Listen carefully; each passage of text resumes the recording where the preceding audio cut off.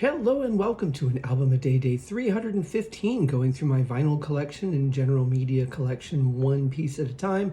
Today, I just got back from the post office, guys. I have to be careful how I open this because this is the one I was telling you about the other day, where I happened to see an album that I normally see for about $70 for a whopping 10, and it came with a bonus album.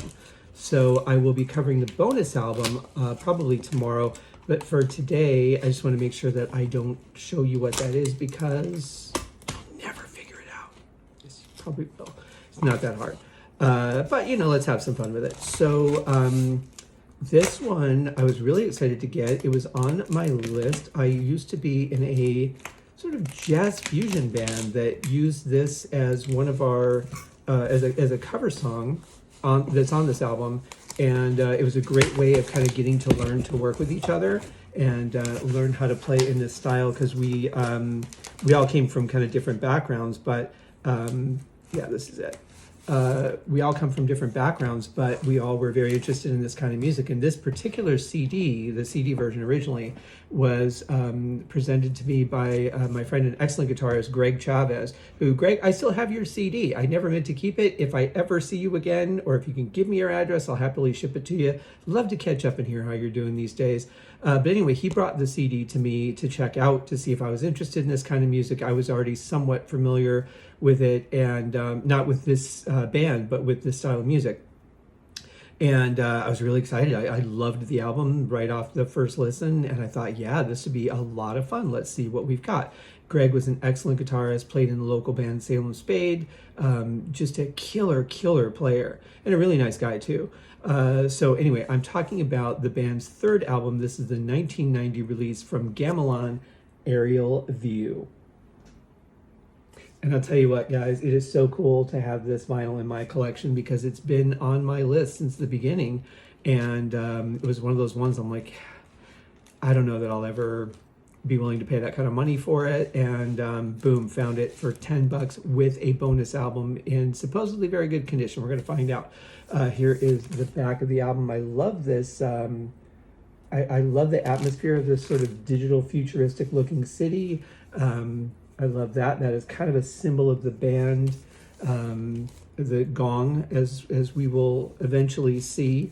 But really cool, really happy to have this because this album was only issued one time, 1990 in the United States. There are no other listed pressings of vinyl for this album. There's CD and cassette, but no other vinyl pressings, which is probably what drives the price up because it is somewhat of a rarity.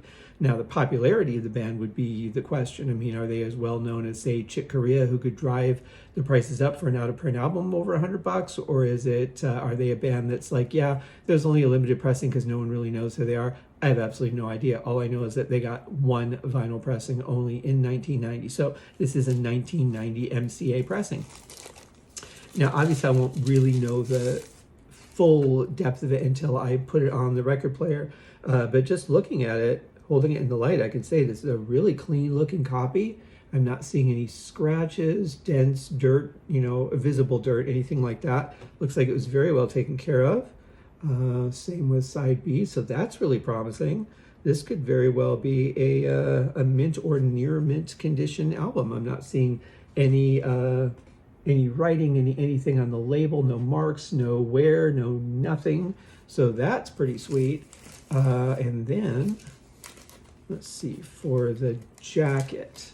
Now that I do expect to see some, you know, some minimal signs of wear just because of it being on the shelf. We do have a little bit of wear here in the corner, a little bit here in this corner. Not a big deal though. I mean, this is pretty damn good. You don't even see but the slightest edge of vinyl wear from it being inside the jacket on the shelf. So that's pretty minimal.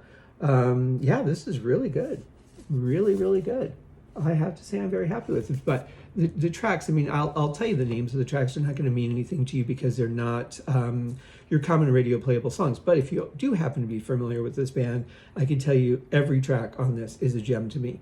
Beat the Heat, Lena, The Lost Ghost. The Lost Ghost is the one that Greg and I started jamming with together. I think that was like the first thing that we jammed together, and then we started working on some ideas he had.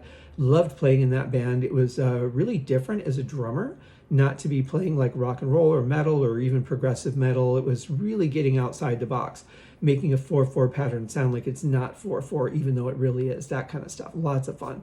Then we go to The Rift and 1969. Then we go to side 2. We open with Bleecker Street, Large March, UFO, the title track Aerial View, which is probably my favorite. Not just because there's a really amazing drum solo in it, but because it's just got this really interesting flow to the whole thing. And it just feels like it sways back and forth a little bit, which you don't really get a lot in music unless you have a specific type of riff that does that. But it's like the song on the whole makes me feel like that. And then we get Relapse is our last song. Really fantastic album, guys. I don't think there was anything else on the inside. Nope, just the sleeve and the record. So I'm perfectly happy with that. For $10 for an album that I thought I might even never be willing to pay the price for, I'm so excited to have this in my collection. We will see you guys tomorrow for another episode. Cheers. Oh, you know what? I do want to remind you, in case you don't know, didn't see the post, there will be a bonus episode of Deep Purple Smoke on the podcast tomorrow.